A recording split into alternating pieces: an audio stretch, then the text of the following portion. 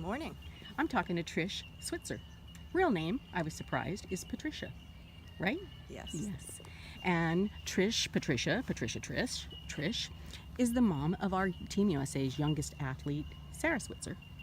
And I'm a big fan of Sarah, and I remember seeing Sarah's baby picture a long time ago. So will you please share? Yep. So we found out at about 18 weeks that Sarah had spina bifida. And neither my husband Mike or myself knew anything about spina bifida, so it was a fire hose education. They told us when they diagnosed her that many people terminate a pregnancy involving spina bifida, and that we could do that and try again, but that wasn't a thing that we considered. So instead of that, we decided, how do we make her life the best we possibly can? They told us about a experimental surgery that was happening at Vanderbilt. So that was a Friday evening, and by the next Monday we were speaking with the perinatologist that did the surgery, opening the womb. What year was that? When was this? 1999. 1999. May of 99 she was diagnosed. Okay.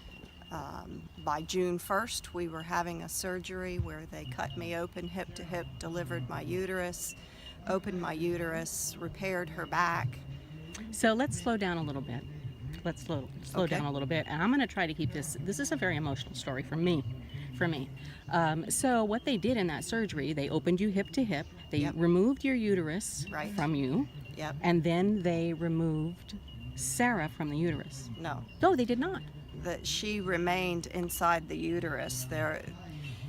They were covering much of this in various forms of media. So ours was covered by Life magazine, and if you look at that picture, if you Google "born twice," you'll see that born twice, Sarah Marie Switzer.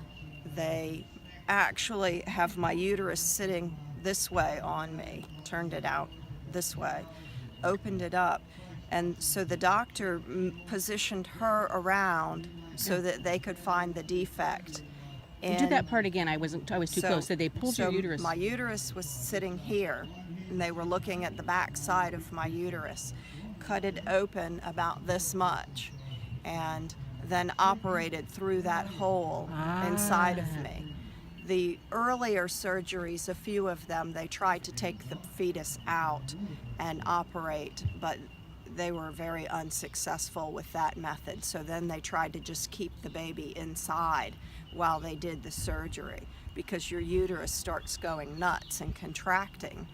And they found that it contracted less if they left the fetus inside and then just opened that little hole, found the defect on their back and repaired the back, and then closed it all back up and reversed it all, and away I went pregnant. So what was the defect in her back? What does that mean, spina bifida, for people that don't know? Spina bifida in English means open spine. So she had, when you're first formed, you're a plate of cells, and it rolls over and it creates your spine and closes both up and down, so your lower spine and up to your brain. So the type of spina bifida that Sarah has is called myelomeningocele. That means that the nerves and the spine were essentially outside her body. It's like a zipper that fails to close in a particular spot. So it should have zipped up and down, forming the tail of her spine and up toward the brain.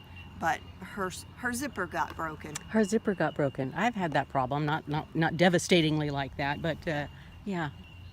Okay, so thank you. Great explanation. So when they went in, what they did was they sewed her zipper closed. They sewed her spine closed. They put the spine as best they could back where it would have been had she formed properly, and then they sealed up the layers around the spine and the skin tissue on the back. I'd read something that said one of the challenges with spina bifida in utero is that there's that lesion there, or that openness, and the baby gets bumped around Yes. and that's what causes a lot of the problems. Continued damage, yes. Continued damage. So what happens is often with the babies, they continue to develop more hydrocephalus, which is water on the brain. So the babies develop huge heads. Well, and the spinal tissue is damaged as they grow in there, and there's less and less room. It's rubbing on the exposed spine, and the cerebral spinal fluid becomes more and more acidic as the baby is developing, because more and more urine is poured into there. Okay. So all of those things together create more damage than when they stopped it, when they repaired it for her. Okay. So we'll go back to closed her up, closed her spine, and the photo is of the doctor putting her arm back in? Actually, it was before they repaired her. Her arm was right there, and he said, "Look at this." And he always said hello. To the first babies? hello to the babies. So That's pretty awesome. he was shaking her hand, and the neurosurgeon, so there are two sets of hands there, Right, I saw that. saying the first hello. That is so phenomenal. Okay, so that was, boy, I'm sorry, world, that I have told her story wrong. Now we're getting it directly from the mom. I got a lot of this from reading Yes. the different articles that I Yes. read, Yeah. and that's a reason that I wanted to talk to you. Yes. And another is to share the emotion that we're sharing. Yes. And yeah. So so he said hello, did the procedure, and was she enough? Did they knock her out? Anesthetized, yes. Well, I was under general anesthesia. Yeah. So by consequence, she was under general anesthesia during that time, because it goes through the placenta to her. Right. And I remember, I don't think I made that up, that the doctor said she was going to be a beautiful girl. And that she is. I Yeah. didn't know that he didn't see her heart, but that's one of the things that I Right. see today. Well, God has given her an amazing spirit. Yeah. So, surgery put her back, sewed her up, sewed your uterus up. And how does it feel to have your uterus all over the photos in the world? It's a little private, I don't know Yes, that I'd yes. appreciate that. Well, we thought it was very important. Mike and I are relatively educated people to be so ignorant of that, and to be kind of encouraged to terminate the pregnancy. We thought it was important for the world to know that there are other options, and that it is still a beautiful life. It is a beautiful life. So, so then they sewed you back up, Yes. and that was in July. Right. July 1st was the surgery. July 4th, I was released from the hospital. That was Independence. Independence. Yeah. Yep. Freedom. Mm-hmm. So then my water broke early, 28 weeks. And believe it or not, yet another miracle in our lives. She was able to stay inside to 31 weeks. When she delivered at 31 weeks, she was able to do all the significant functions of suck, swallow, breathe. She had one day with a little NG tube, but she was alive and well. Her back was fully healed when she delivered. So Moving her legs, I saw that, which is unusual. Yes, she can move her legs, but a lot of it's not usable function. She can't make it happen when she wants. So in order for her to walk, she needs to have ankle-foot orthotics. So for those who don't know what that means, it's a bracing, and it's similar to walking in ski boots. So that just keeps her feet where they belong and supports her so that she can walk. She can't walk long distances because she doesn't have enough of the muscles and fatigues very easily, but she can walk. Do you feel that the doctors encouraged you one way or another with their decision, your initial decision? I think that so many people do terminate, that they, and also, believe it or not, there's a wrongful life lawsuit that some people bring against doctors who do not tell them about the possible outcomes, and And so I think they painted the picture to be much grimmer than it really was. And fortunately, we asked for numerous second opinions even before we had the surgery. So we, like I said, fire hose education about what life was going to be like, and lots of prayer. And lots of prayer. So what has life been like? Amazing. Amazing. Yeah.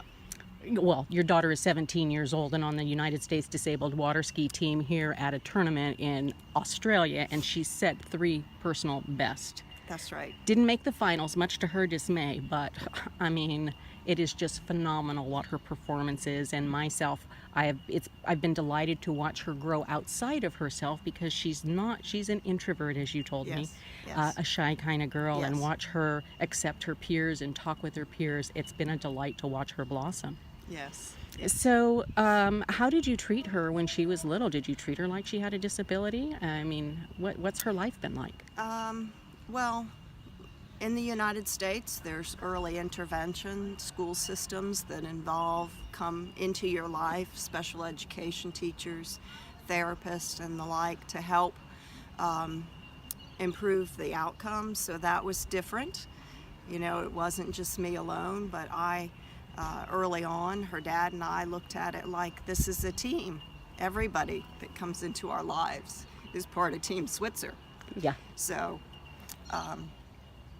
that means she has lots of fans everywhere. Oh, she does, and that she does. And, you know, she did a lot of the things on schedule. The big milestones for walking and things were a bit delayed, but she's come to it, and she does it her way. Yep. So what do you want to say? Here's an opportunity to talk to, I don't know who we're going to get this to, but the idea is to take the time so that people can meet the parents of our younger athletes who were born or who weren't injured. Yes. And about the option that you had and you didn't take. And what do you want to say, not just to that, but to parents and to children with disabilities and young people with disabilities, people with disabilities? I think you need to find a community of people that are out there getting after life and living as completely as they possibly can, whether they have disabilities or not. If you are around people that are properly centered, biblically centered, living life to the fullest, then you're in the right group of people, and you cheer for the best in everyone. You know, I tell her all the time, you don't have to oppose anyone. You do your best. It isn't necessarily the best, but you do your best and live to the purpose that God has called you. Thank you so much for your time this morning. You're and welcome. for just for your time and your sharing. I really appreciate it, and so does everybody else. Go Let's USA. Yeah, let's go watch some water skiing.